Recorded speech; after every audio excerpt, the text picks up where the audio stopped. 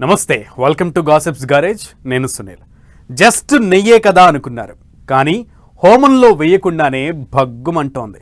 ప్రసాదంతోనే అయిపోతుందనుకుంటే శ్రీవారి పోటును దాటి అగ్నికి ఆజ్యం పోసింది. తిరుమల కొండ దిగి ఏపీలో పొలిటికల్ తీన్మార్కు దారితీసింది.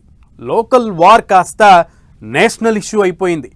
ఇంతింతై అటూ ఇటూ తిరిగి సుప్రీంకోర్టు మెట్లెక్కింది. ఇప్పుడు ఎవరి మెడకు చుట్టుకుంటుందోనన్న టెన్షన్ కనిపిస్తోంది. సిట్ దర్యాప్తు ఆగింది. సుప్రీంకోర్టు సిబిఐ ఎంక్వైరీకి ఆదేశించబోతుందా?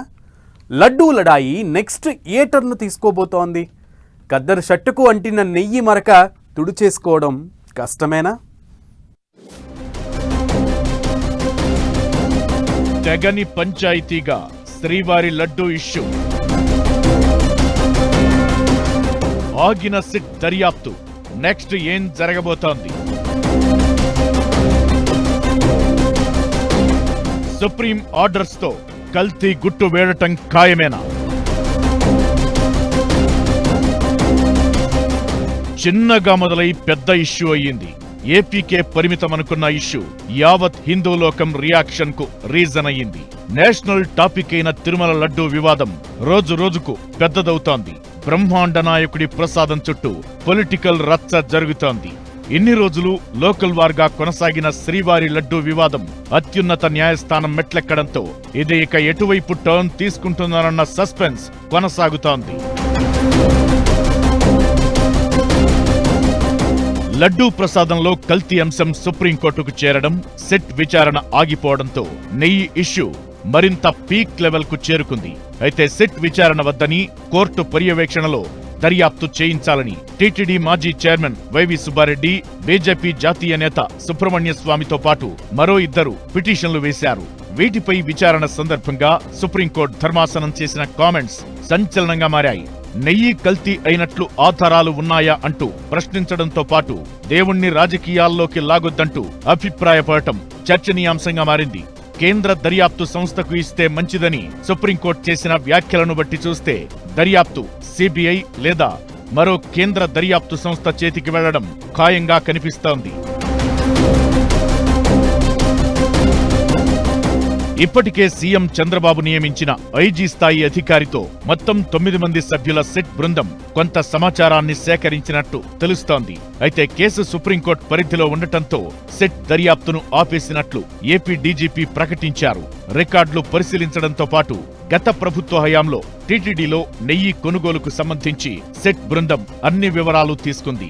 ఒక సంస్థకు టెండర్లు దక్కితే మరో సంస్థ నెయ్యి సరఫరా చేస్తున్నట్లు సిట్ గుర్తించినట్టు తెలుస్తోంది. ఏఆర్ డైరీకి నిబంధనల ప్రకారం అర్హత లేకపోయినా కావాలనే టెండర్ నిబంధనలు సవరించి ఇచ్చారన్న ఆరోపణలు ఉన్నాయి. అలాగే నెయ్యి కూడా ఏఆర్ డైరీ నుంచి రావడం లేదని శ్రావణి డైరీ అనే సంస్థ నుంచి సరఫరా అవుతున్నట్లు టాక్. సేమ్ టైం సరైన టెస్టులు చేయకుండానే నెయ్యిని లడ్డూల తయారీకి వాడుతున్నట్లు కూడా ఆరోపణలు ఉన్నాయి.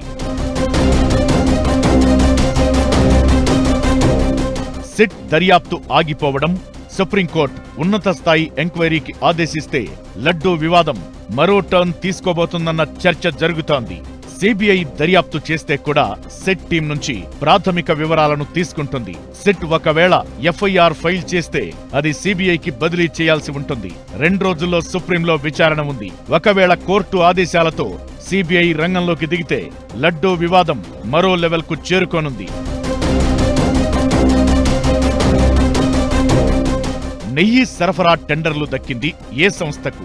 నెయ్యి సప్లై చేస్తుంది ఎవరు? కల్తీ జరిగితే జంతువుల ఫ్యాట్ కలిసింది నిజమా కాదా అనేది సిబిఐ దర్యాప్తులో తేలనుంది. అయితే సిట్ కంటే సిబిఐ దర్యాప్తులో అసలు విషయాలు బయటకొస్తే అందరూ నమ్మే అవకాశముంటుంది. సిట్ రాష్ట్ర ప్రభుత్వ ఆధ్వర్యంలో ఉండటంతో కూటమి సర్కార్ ప్రభావితం చేసిందన్న ఆరోపణలు వచ్చే అవకాశం లేకపోలేదు. సిబిఐ ఎంక్వైరీలో అసలు విషయాలు బయటకొస్తాయా? దర్యాప్తులో నిజానిజాలు బయటకొస్తే నెయ్యి వివాదం ఎవరి మెడకు చుట్టుకుంటుందనేది మాత్రం ఆసక్తికరంగా మారింది. వైసీపీ హయాంలో పెద్ద ఎత్తున టీటీడీలో అక్రమాలు జరిగాయన్న ఆరోపణలు ఉన్నాయి. ఒక్క టీటీడీ చైర్మన్ 3.5 లక్షల టికెట్లు తన కోటాలో మంజూరు చేశారని, రోజా, పెద్దిరెడ్డి వేల కొద్దీ టికెట్లు తీసుకుని అమ్ముకున్నారని టీడీపీ నేతలు ఆరోపిస్తున్నారు. ఒకవేళ నెయ్యి కల్తీ కేసులో తీగలాగితే మిగతా విషయాలు కూడా బయటకొస్తే కొందరు వైసీపీ నేతలు బద్నామవడం ఖాయమన్న చర్చ జరుగుతోంది. అందుకే సుప్రీంకోర్టు వ్యాఖ్యలతోనే అంతా అయిపోలేదని, ముందు ముందు చాలా కథ ఉందని టీడీపీ నేతలు అంటున్నారు.